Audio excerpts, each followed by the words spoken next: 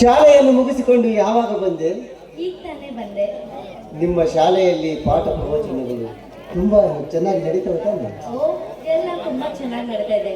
ನಮ್ಮ ಶಾಲೆಯಲ್ಲಿ ಟೀಚರು ತುಂಬಾ ಒಳ್ಳೆಯವರು. ಅಷ್ಟೇ ಯಾಕೆ ಮಕ್ಕಳು ನಾನು ಹೇಳಿಕೊಟ್ಟಿದ್ದ ಪಾಠನೆಲ್ಲ ಕಲಿತು ಪಾಠ ಮಾಡ್ಕೊಂಡು ಬರ್ತಾರೆ. ಅಂತೂ ಈ ಹಳ್ಳಿಯ ವಾತಾವರಣ ನಿಮಗೆ ತುಂಬಾ ಇಷ್ಟವಾದಂತೆ ಕಾಣುತ್ತದೆ.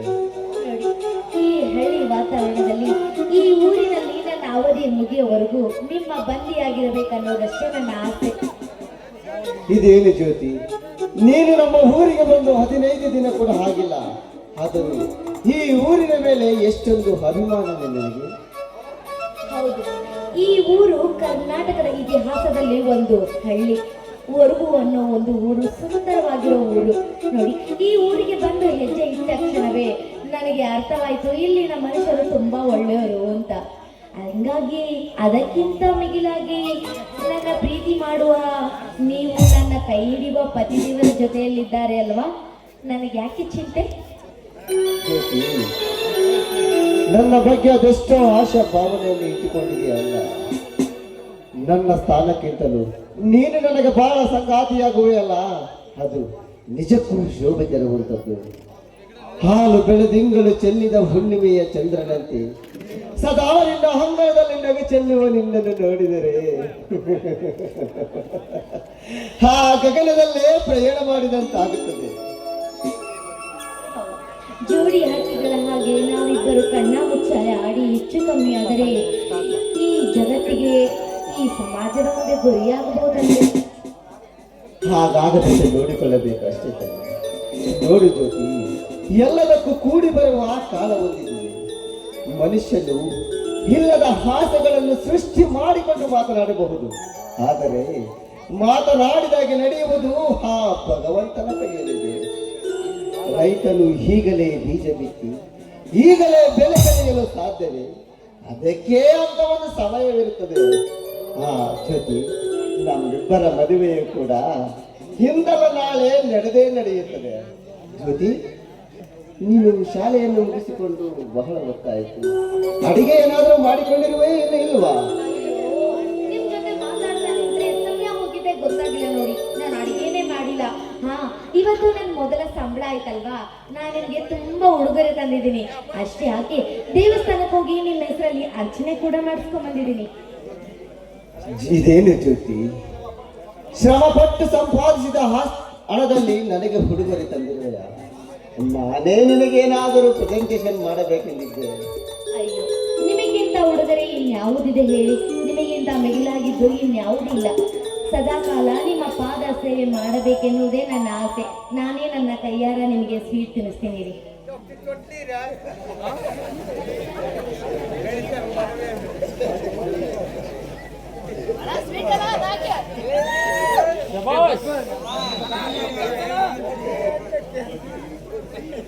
ಜ್ಯೋತಿ, ನೀನು ಕೊಟ್ಟ ಸಿಹಿ ತಿನಿಸು ಅಮೃತಕ್ಕಿಂತ ಬಿಗಿಲಾಗದ್ದು.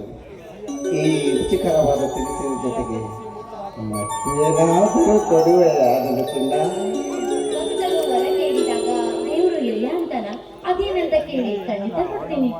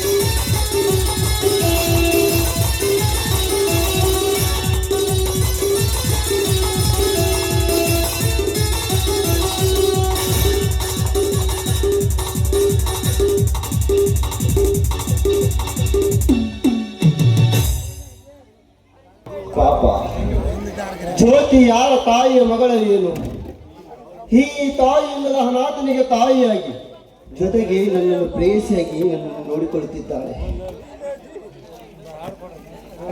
ಜ್ಯೋತಿಯನ್ನು ಸುಖವಾಗಿಟ್ಟುಕೊಳ್ಳಬೇಕು.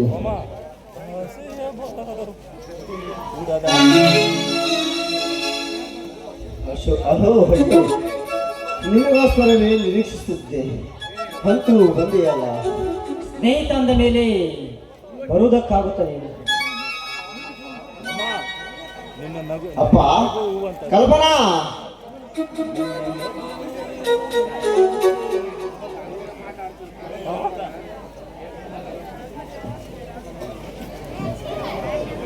ಏನಪ್ಪ ತ್ಯಾಗಿ? ಅಪ್ಪ, ಇವನ ಹೆಸರು ಅಶೋಕ್ ಅಂತ. ಇವನು ನಾನು ಒಂದೇ ಕಾಲೇಜಿನಲ್ಲಿ ವ್ಯಾಸಂಗ ಮಾಡಿದ್ದೀನಿ. ತುಂಬಾ ಒಳ್ಳೆಯವನಪ್ಪ.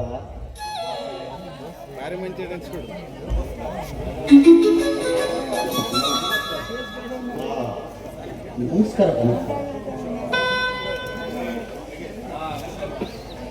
ಅಶೋಕ್, ನನಗೊಬ್ಬ ತಂಗಿ ಇದ್ದಾಳೆ ಅಂತ ಹೇಳಿದ್ದೀನಲ್ಲ, ಇವಳ ಹೆಸರು ಕಲ್ಪನಾ. ಕಲ್ಪನಾ, ನೀನು ಒಳಗೆ ಹೋಗಿ ಕಾಫಿ ತೆಗೆದುಕೊಂಡು ಬಾರಮ್ಮ. ಹಾಗಾಗಿ ಒಳಗೆ ಹೋಗಿ ಕುರ್ಚಿ ತೆಗೆದುಕೊಂಡು ಬಾರಪ್ಪ. ಬಂದ ಅತಿಥಿಗಳು ಹಾಗೆ ನಿಂತ್ಕೊಂಡು ಹೇಳಪ್ಪ. ಪರವಾಗಿಲ್ಲ ಯಜಮಾನ್ರೆ, ನಾನು ನಿಮ್ಮ ಮಗ, ಆಪ್ತ ಸ್ನೇಹಿತರು. ಮೇಲಾಗಿ ನನಗೆ ಜಗತ್ತೆಲ್ಲ ಬೇಡ. ಹಂಗಿನ ಅರಮನೆಗಿಂತ ಹಿಂಗನದ ಗುಡಿ ಲೇಸೆಂದು ದೊಡ್ಡವರು ಹೇಳಿದ್ದಾರೆ.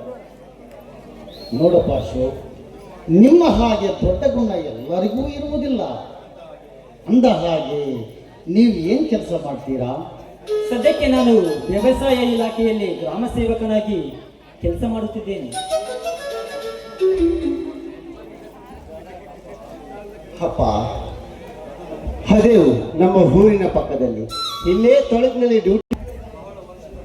ನೋಡು ಅಶೋಕ್, ಬಹಳ ವರ್ಷದ ಮೇಲೆ ನೀನು ನಮ್ಮ ಮನೆಗೆ ಬಂದಿದೀಯಾ. ಈ ದಿನ ಇಲ್ಲೇ ಇದ್ದು ನಾಳೆ ಹೋಗೋ. ಹೌದು ಅಶೋಕ್, ಇಂದು ಇಲ್ಲೇ ಉಳಿದುಕೊಂಡು ನಾಳೆ ಹೋಗಪ್ಪ. ಕಲ್ಪನಾ, ನೀನು ಹೋಗಿ ಅಡಿಗೆಗೆ ರೆಡಿ ಮಾಡಮ್ಮ. ಕಾಫಿ ಈಗ ಬಂದೈತೆ ಅಡಿಗೆ ಕಾಫಿ ಕುಡೀರಿ. ಇಲ್ಲಮ್ಮ, ನಾನು ಕುಡಿಯಲ್ಲ.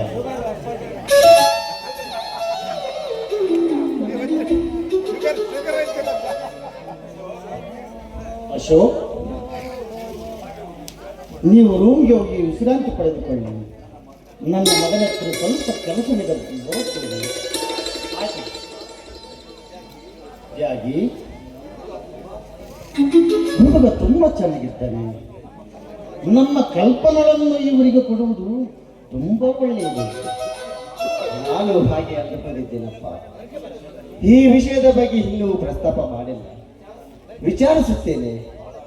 ಬಹಳ ದಿನಗಳಿಂದ ಕಲ್ಪನೆಗಳನ್ನು ಅಶೋಕನಿಗೆ ಕೊಟ್ಟು ಮದುವೆ ಮಾಡಬೇಕೆಂದಿರುವುದು. ಮೇಲಾಗಿ ಸರ್ಕಾರಿ ನೌಕರಿಯಲ್ಲಿದ್ದಾನೆ. ನಮ್ಮ ಕಲ್ಪನಾ ಸುಖವಾಗಿರ್ತಾಳಪ್ಪ. ಹೌದಪ್ಪ, ನನ್ನ ಉಸಿರಿರುವಾಗಲೇ ಅದೊಂದು ಭಾಗ್ಯನನ್ನಾದರೂ ನನ್ನ ಕಣ್ಣಿನಿಂದ ನೋಡಬೇಕೆಂದಿರುವುದು. ಹೆಣ್ಣು ಮಗಳು ಮದುವೆಯಾದರೆ ನಿಮ್ಮದು ಹೇಗೋ ನಡೆಯುತ್ತದೆ. ಹಾಗೆ ಹೇಳುವಪ್ಪ. ಅಶೋಕ ನಮ್ಮ ಸಂಬಂಧ ಬೆಳೆಸುವುದಕ್ಕೆ ಒಪ್ಪಿಕೊಳ್ಳುತ್ತಾರೆ. ಒಂದು ಕಡೆ ಸ್ನೇಹ, ಇನ್ನೊಂದು ಕಡೆ ಸಂಬಂಧ ಬೆಳೆಯುತ್ತದೆ. ಬನ್ನಿಯಪ್ಪ, ಒಳಗೆ ಹೋಗಿ ಊಟ ಮಾಡಲು. ಆಯ್ತು, ನಡಿಯಪ್ಪ.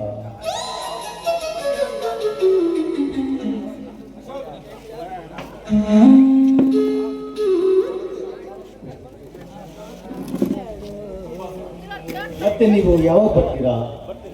ಇಲ್ಲೇ ಇದ್ದೀನಿ ನೋಡಿ. ವಾರಕ್ಕೊಂದು ಸರಿ ಆದರೂ ಬಂದು ಹೋಗುತ್ತೇನೆ. ತುಂಬಾ ಸಂತೋಷ. ಹಾಗೆ ನಾನು ಹೊರದ ಕಡೆ ಹೋಗಿ. ಆಯ್ತಪ್ಪ, ನೀವು ಹೋಗಿ ಬನ್ನಿ. ಅಶೋಕ್, ನೀನು ನನ್ನ ಸ್ನೇಹಿತ. ಆದರೂ ಈ ಸಂದರ್ಭದಲ್ಲಿ ನಿನ್ನ ಹತ್ತಿರ ಒಂದು ವಿಷಯದ ಬಗ್ಗೆ ಮಾತಾಡಬೇಕು. ಯಾಕೆ ಕಣೋ, ಮಾತನಾಡಲು ಬಾಯಿನೇ ಬರ್ತಾ ಇಲ್ಲ ಕಣೋ. ಅದೇನು ಸಂಕೋಚವಿಲ್ಲದೆ ಹೇಳು. ಅದು ಅದು ಹೇ ತ್ಯಾಗಿ, ಒಬ್ಬ ಸ್ನೇಹಿತನ ಹತ್ರ ಹೇಳುವುದಕ್ಕೆ ಸಂಕೋಚವೇ? ನೀನು ನನ್ನ ತಂಗಿ ಕಲ್ಪನಾಳನ್ನು ಮದುವೆ ಆಗ್ಬೇಕು ಅಷ್ಟೇ ತಾನೇ? ಇದೇ ತಾನೇ ನೀನು ಹೇಳುವ ವಿಚಾರ? ನಿನ್ನ ತಂಗಿಯನ್ನು ಹೃದಯ ಪೂರ್ವಕವಾಗಿ ಮದುವೆ ಆಗಲು ನನಗೆ ಸಂಪೂರ್ಣ ಒಪ್ಪಿಗೆ ಇದೆ. ಅಶೋಕ್ ಅಶೋಕ್ ಅಶೋಕ್, ನನ್ನ ಮುಚ್ಚು ಮರೆ ಇಲ್ಲದೆ ನನ್ನ ಮನಸ್ಸಿನಲ್ಲಿರುವ ಮಾತನ್ನು ಬಿಚ್ಚಿ ಹೇಳಿದೆಯಲ್ಲ. ಹೇ, ಈ ಸಂದರ್ಭದಲ್ಲಿ ನಿನಗೆ ಏನು ಬೇಕು ಕೇಳು, ಏನು ಬೇಕಾದರೂ ಕೊಡುತ್ತೇನೆ. ಏನು ಕೊಡುವುದು ಬೇಡ, ಸದ್ಯಕ್ಕೆ ನಿನ್ನ ತಂಗಿಯನ್ನು ದಾರೆ ಎಳೆದು ಕೊಡು, ಅಷ್ಟು ಸಾಕು. ನಾನಿಂದು ಬರುತ್ತೇನೆ. ಇನ್ನ ಉಳಿದ ವಿಷಯ ನಂತರ ಮಾತನಾಡೋಣ. ಆಯ್ತು ಕಡೆ, ಅಂತೂ ನನ್ನ ಮನಸ್ಸಿನಲ್ಲಿರುವುದನ್ನು ಸಂತೋಷ ಒಪ್ಪಿಕೊಂಡು ನನ್ನ ತಂಗಿ ಕಲ್ಪನಾಳನ್ನು ಕೈ ಹಿಡಿಯಲು ಒಪ್ಪಿಕೊಂಡ.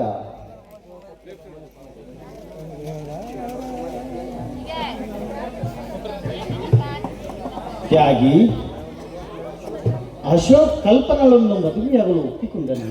ಹೌದಪ್ಪ, ನಾನು ಕೇಳುವುದಕ್ಕಿಂತ ಮುಂಚೆಯೇ ಒಪ್ಪಿಕೊಂಡ. ಇಂದು ನನ್ನ ಮನಸ್ಸಿಗೆ ಹಾಲು ಕುಡಿದಷ್ಟು ಸಂತೋಷವಾಯಿತಪ್ಪ. ಅವರ ಮನೆಗೆ, ನಮ್ಮ ಮನೆಗೆ ಹಳ್ಳಿಯ ಮಾತ್ರ ಅಲ್ಲ, ದೇವರ ಸಮನಪ್ಪ. ತ್ಯಾಗಿ, ನಾನು ಮೊದಲು ದೇವಸ್ಥಾನಕ್ಕೆ ಹೋಗಿ ಅರ್ಚನೆ ಮಾಡಿಸಿಕೊಂಡು ಬರ್ತೇನೆ. ಆಯ್ತಪ್ಪ. ಅಶೋಕ ನನ್ನ ಭಾಗಕ್ಕೆ ಸ್ನೇಹಿತ ಮಾತ್ರವಲ್ಲ, ನನ್ನ ಭಾಗಕ್ಕೆ ದೇವರು ಇದ್ದಾಗಿ. ಮೊದಲು ಈ ವಿಷಯವನ್ನು ನನ್ನ ತಂಗಿಗೆ ಹೇಳಬೇಕು.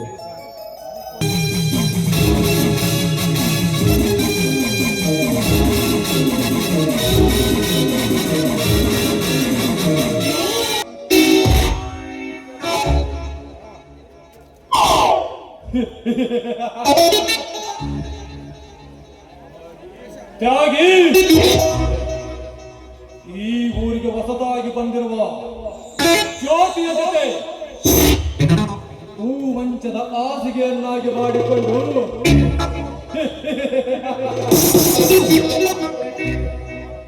ಅವಳ ಬಾಹು ಬಂಧನ ಜೊತೆ ಪ್ರೇಮದ ಹೊಳೆಯಲ್ಲಿ ಹೀಜಾಡುವ ವೇಳೆಗೆ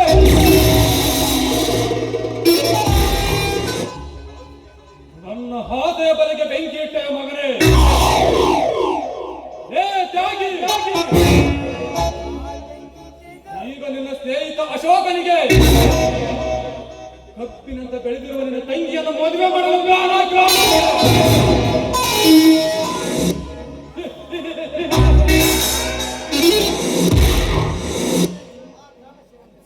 ಆ ಗ್ರಾಮ ಸೇವಕ ಅಶೋಕನ ತೋಳ ಕೈಯಲ್ಲಿ ಬೀಳುವುದಕ್ಕಿಂತ ಮುಂಚೆ ನನ್ನ ಹೂ ಮಂಚದ ಹಾಸಿಗೆಯನ್ನಾಗಿ ಮಾಡಿಕೊಂಡು ಅವಳ ಮುಡಿಗೂದಲಿಗೆ ಕೈ ಹಾಕಿ ಚುಂಬನದ ಸುರಿಮಳ ಸುರಿಸಿ ಪವಿತ್ರವಾದ ಹಾಲಿಗೆ ಒಂದು ತೊಟ್ಟು ಅಥವಾ ವಿಷ ಹುಳಿ ಹಿಂಡಲೇಬೇಕು.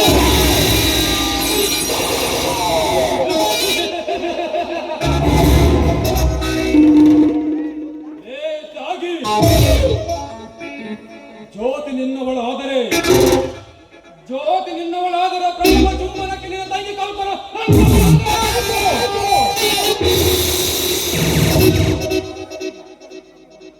ಈಗ ನನ್ನ ಮುಂದಿನ ಪ್ರಯಾಣ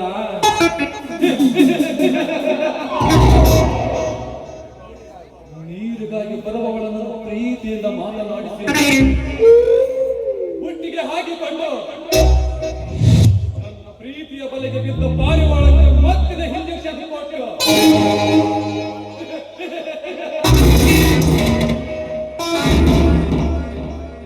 ಪ್ರಾಯೋಗಿಕ ಕೆಲಸವನ್ನು ಮುಗಿಸಿಕೊಂಡು ನಂತರ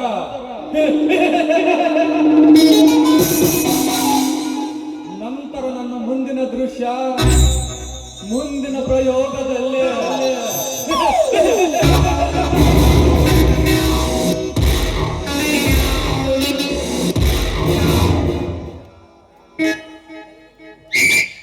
ಕಲ್ಪನಾ, ನೀರಿಗೆ ಬಂದಿರುವಯ?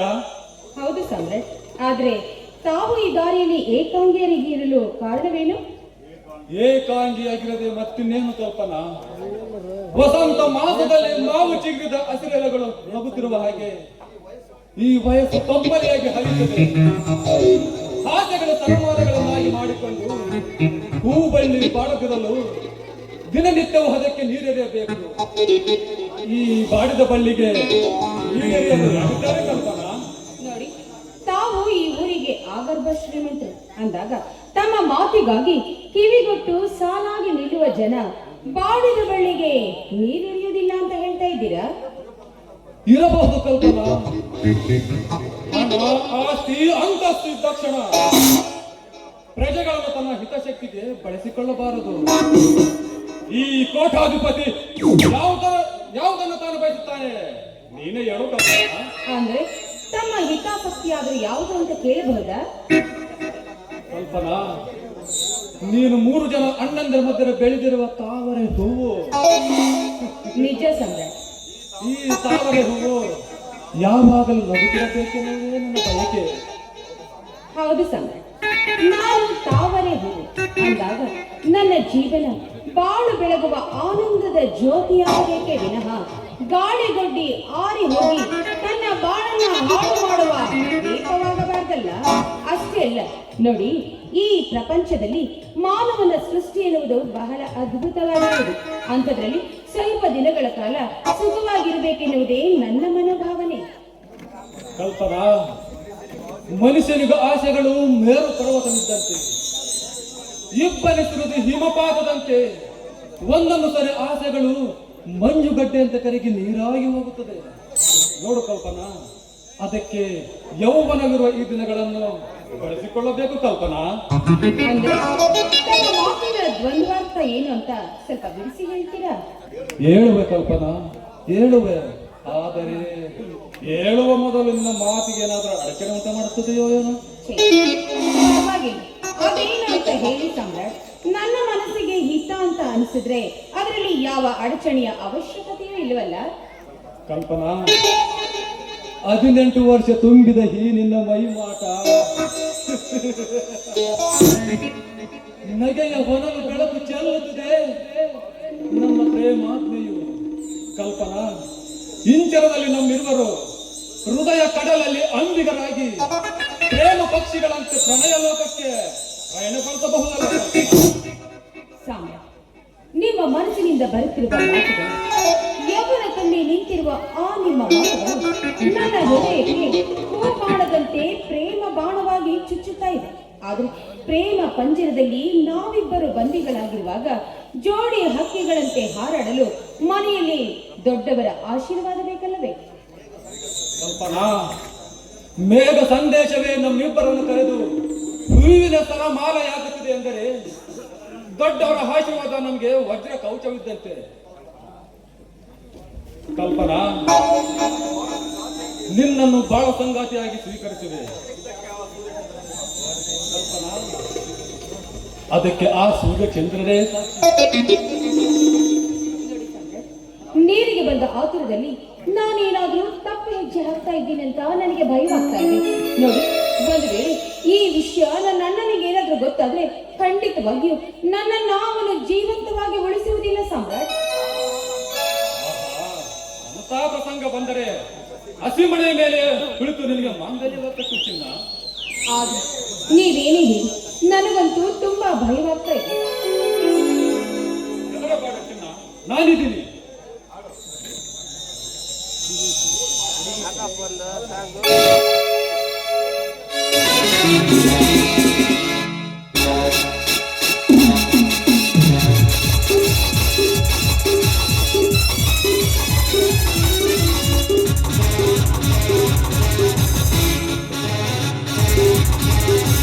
ಹುಡುಗಿ ಚೆನ್ನ, ಹುಡುಗನು ಚೆನ್ನ, ಸಮಯವು ಚೆನ್ನ, ಸೇರಲು ಚೆನ್ನ. ಬಾಬೇಗ ಸೇರೋಣ, ಆನಂದ ಬಂದೋಣ. ಬಾಬೇಗ ಸೇರೋಣ, ಆನಂದ ಬಂದೋಣ. ಹುಡುಗನು ಚೆನ್ನ, ಹುಡುಗನು ಚೆನ್ನ.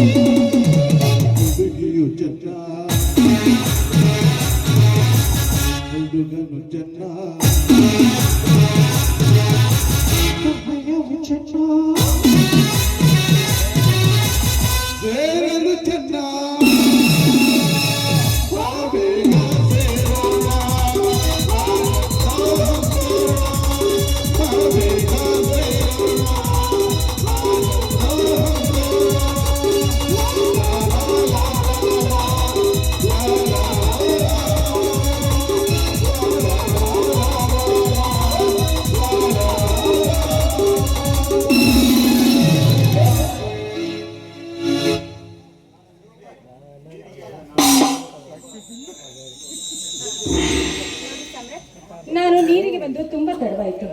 ಮನೆಯಲ್ಲಿ ಕಾಯ್ತಾ ಇರ್ತಾರೆ. ನಾನಿನ್ನ ಬರ್ತೀನಿ. ಕಲ್ಪನಾ, ಮನೆಯ ಬಾಗಿಲವರೆಗೂ ಬಂದು ಒಳಗೆ ಬರಲಿಲ್ಲ ಮತ್ತೆ ಹೇಗೋ ಬಂದಿದೆ. ಪಕ್ಕದಲ್ಲಿ ನಮ್ಮ ಮನೆ ಇದೆ. ಹೋಟೆಲ್ನಿಂದ ಊಟ ತಂದಿರುವೆ. ಸ್ವಲ್ಪ ಊಟ ಮಾಡಿಕೊಂಡು ಹೋಗಕ್ಕೆ ಪ್ಲೀಸ್. ಬೇಡ ಸಾಮ್ರಾಟ್, ಮದುವೆಗೆ ಮುಂಚೆ ನಿಮ್ಮ ಋಣ ತೀರಿಸುವುದು ಹೇಗೋ ಎಂದೋ. ಹಾಗೇನಿಲ್ಲ. ಮತ್ತಿನ್ನೇನ ಕಲ್ಪನಾ, ಬನ್ನಿ ಕಲ್ಪನಾ, ಅಲ್ಲಿಗೆ ಹೋಗೋಣ.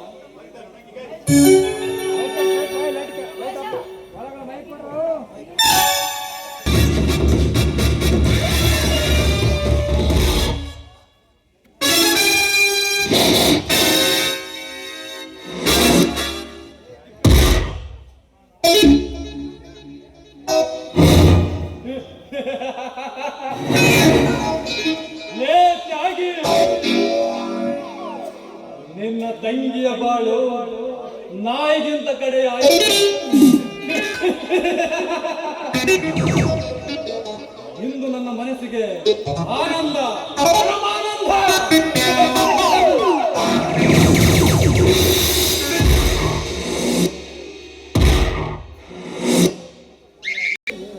ಏನಿದೆಲ್ಲ?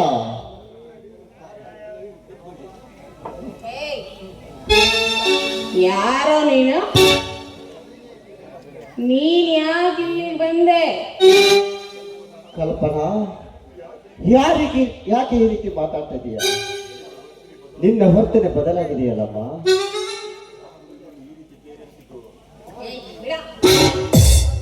ಈ ಕಡೆ ತಿರ್ಗಲೇ ಯಾರಮ್ಮ ನಿನ್ನನ್ನು ಈ ರೀತಿ ಪ್ರೇರೇಪಿಸಿದ್ದು? ಕಂಠ ತಿರುಗ್ಮಲ್ ಇಟ್ಲಲ್ಲ. ಯಾರೋ ನೀನು? ನೀನ್ ಯಾಕೆ ಇಲ್ಲಿಗೆ ಬಂದಿದ್ಯಾ? ನೀನೇನು ಮಾತಾಡ್ತಿದ್ಯಾ ಅಂತ ನನಗೆ ಅರ್ಥನೇ ಆಗ್ತಿಲ್ವಲ್ಲ. ಕಲ್ಪನಾ, ನೋಡು ಕಣಮ್ಮ, ಯಾರು ನನಗೆ ಪೂರ್ತಿಯಾಗಿ ತಲೆ ಕೆಡಿಸಿ ನಿನ್ನ ಮನಸ್ಸು ಹೃದಯಕ್ಕೆ ಬೆಂಕಿಚ್ಚಿದ್ರಲ್ಲಮ್ಮ. ಅದನ್ನೆಲ್ಲ ಕೇಳೋದಕ್ಕೆ ನೀನ್ ಯಾರೋ? ನಾನು ಕಣಮ್ಮ, ನಿಮ್ಮ ಅಣ್ಣ ತ್ಯಾಗಿ. ನೀನು ತ್ಯಾಗಿನ? ಯಾವ ತ್ಯಾಗಿನೂ ಇಲ್ಲ, ಭೋಗಿನೂ ಇಲ್ಲ. ನೋಡು, ನನಗೆ ತಂದೆ ತಾಯಿ ಯಾರು ಇಲ್ಲ. ಯಾರು ಇಲ್ಲ ನನಗೆ. ಕಲ್ಪನಾ, ಈ ರೀತಿ ಲಜ್ಜೆಗೆಟ್ಟು ಕುಡಿದು ಬೀದಿಯಲ್ಲಿ ವರ್ತಿಸಲು ನಾಚಿಕೆ ಆಗುವುದಿಲ್ಲವೇ? ದೊಡ್ಡ ವಂಶಸ್ಥರ ಮನೆಯ ಮಗಳಾಗಿ ನೀನು ನಮ್ಮ ಮನೆತನದ ಘನತೆ ಗೌರವ ಕಾಪಾಡುವ ಬದಲು ನಮ್ಮ ಮನೆತನವನ್ನು ಬೀದಿಗಳಿವೆಯಾ?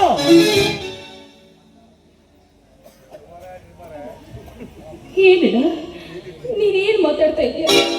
ನೀನ್ ಏನ್ ಹೇಳ್ತಾ ಇದೀಯ ಅಂತ ನನಗೊಂದು ಅರ್ಥನೇ ಆಗ್ತಾ ಇಲ್ಲ.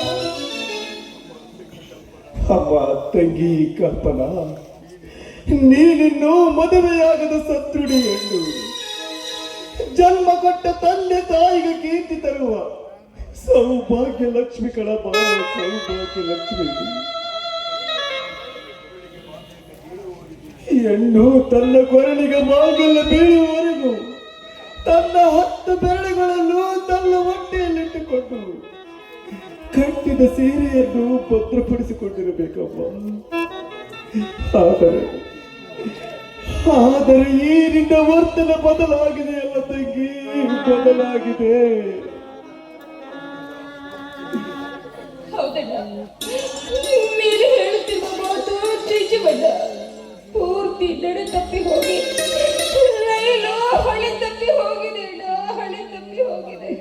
ಕಲ್ಪನಾ, ನೀನು ಹೇಳಪ್ಪ ಹೇಳುತ್ತಿರುವುದು. ನಾನು ನೀರಿಗಾಗಿ ದಾರಿಯಲ್ಲಿ ಬರುತ್ತಿರುವಾಗ ಯಾವನೋ ಒಬ್ಬ ಬಂದು ತನ್ನ ಮನಸ್ಸಿನ ಆಸೆಗಳನ್ನೆಲ್ಲ ಕೆದರಿಕೊಂಡು ನನ್ನ ನಾಯಿ ರೀತಿ ಹಾಳು ಮಾಡಿ ತನ್ನ ಆಸೆಯನ್ನೆಲ್ಲ ಈಡೇರಿಸಿಕೊಂಡು ನನ್ನ ನಾಯಿ ಸ್ಥಿತಿಗೆ ತಂದಿದ್ದಾನೆ. ಅಯ್ಯೋ ಶಿವನೇ, ನಿನ್ನ ಬಾಯಿಯಿಂದ ಎಂತಹ ಮಾತಮ್ಮ. ನಾನು ನನ್ನ ತಂಗಿ ಇಂತಹ ಸ್ಥಿತಿಗೆ ಬರುತ್ತಾಳೆಂದು ನನ್ನ ಕನಸಿನಲ್ಲಿಯೂ ನಾನು ಅಂದುಕೊಂಡಿರಲಿಲ್ಲ. ಜನ್ಮವೆತ್ತಿದ ಮನೆಗೆ ಕೀರ್ತಿ ತಂದು ನಮ್ಮ ಮನತನವನ್ನು ಮಲ್ಲಿಗೆಯನ್ನು ಮುಡಿಸುತ್ತೀಯಾ ಎಂದುಕೊಂಡಿದ್ದೆ. ಆದರೆ ಈಗ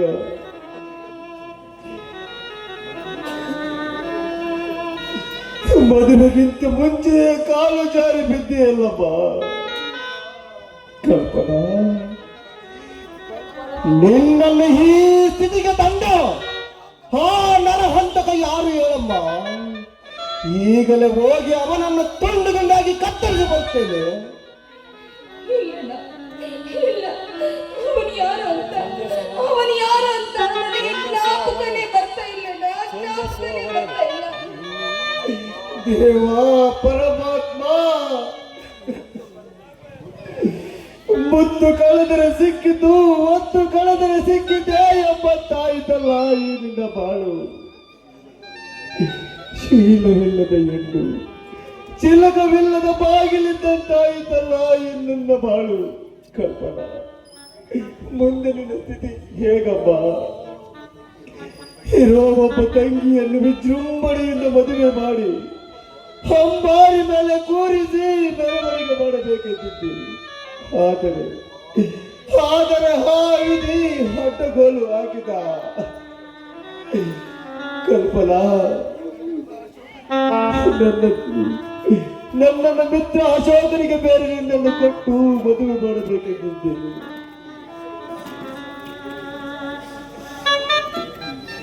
ಈ ವಿಷಯವೇನಾದರೂ ಅಶೋಕನಿಗೆ ಗೊತ್ತಾದರೂ ನನ್ನ ಸ್ನೇಹಿತನ ತಂಗಿಯ ಬಾಳು ಹೀಗಾಯಿತೆಂದು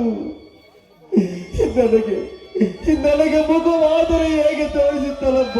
ನನಗೆ ಮುಖವಾದರೆ ಹೇಗೆ ತೋರಿಸುತ್ತಾನೆ?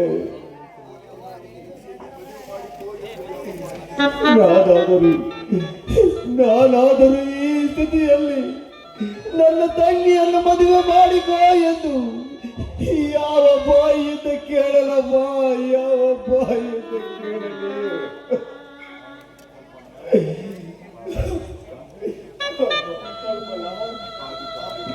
ಆದಿತ್ತು ಆಯಿತು. ಇಲ್ಲೇ ಇದ್ದರೆ ಯಾರಾದರೂ ನೋಡುತ್ತಾರೆ. ನಡಿಯಮ್ಮ, ನಡಿಯಮ್ಮ, ಹೋಗೋಣ.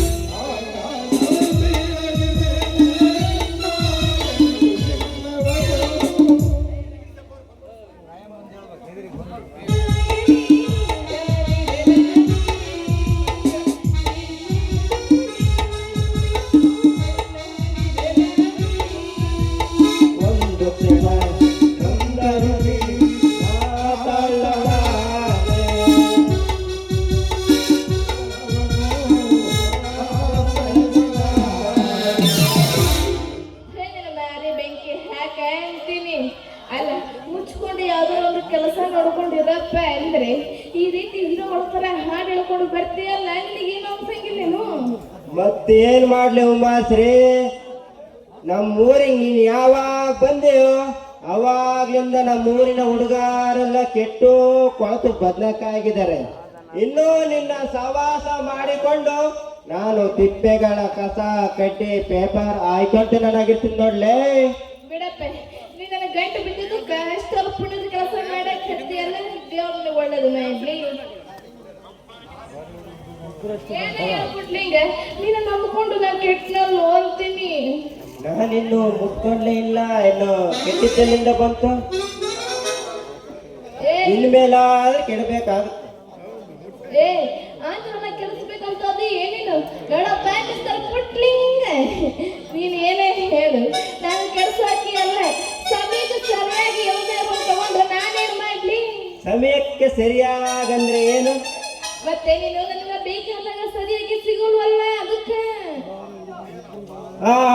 ಇದೇನಪ್ಪ ಈ ಹುಡುಗಿ ಸವಾಸ? ಅಮ್ಮಮ್ಮ, ನಿನ್ ಸವಾಸ ಮಾಡ್ಕೊಂಡ್ರೆ ನನಗೆ ಮೈಯಾಗ ಹೆಂಗಂಗೋ.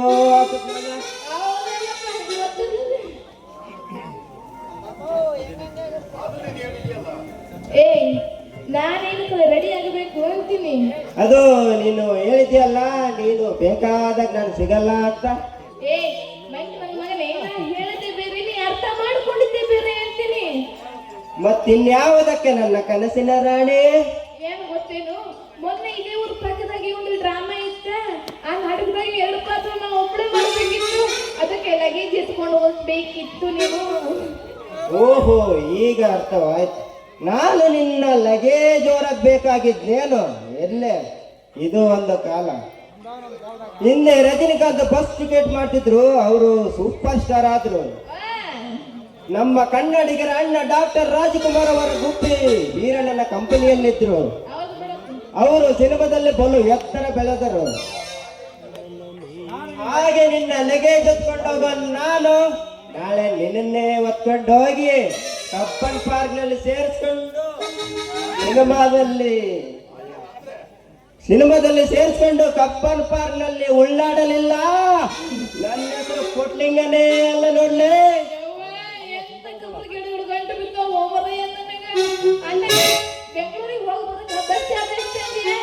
ಮಾಡ್ಕೊಳ್ದೆ ಇರ್ತೀನ ಗೋವಲ್ಲಿ ನಿಂತಿದ್ದು ನೋಡಿ ನಮ್ಮ ಬೋರಣ್ಣ. ಆ ಬೋರಣ್ಣ ನಿಂತಿಲ್ಲ ಅಲ್ಲಿ, ನಮ್ಮ ಬೋರಣ್ಣ ನಿಂತಿದ್ದು ನೋಡಲ್ಲ. ಅದೇ ನಿಮ್ಮಣ್ಣ, ಅದೇ ನಿಮ್ಮಣ್ಣ ನಿಂತಿದ್ದ. ಆ ಹುಡುಗನ್ನ ಎತ್ಕೋ ಅಂತ ಕೊಟ್ಟಿದ್ರು. ಆ ಹುಡುಗನ ಸೊಂಟದಾಗ ಬಳ್ಳಿ ಹುಡ್ದಾರ ಇತ್ತು. ಯಾರಿಗೂ ಕಾಣದಂಗೆ ಬಿಚ್ಕೊಂಡು ಮಾರಿಕೊಂಡು 250 ರೂಪಾಯಿ ಬಂತು. ನಮ್ಮಿಬ್ಬರಿಗೆ ಮಸ್ತ್ ಆಗತ್ತಲ್ಲ.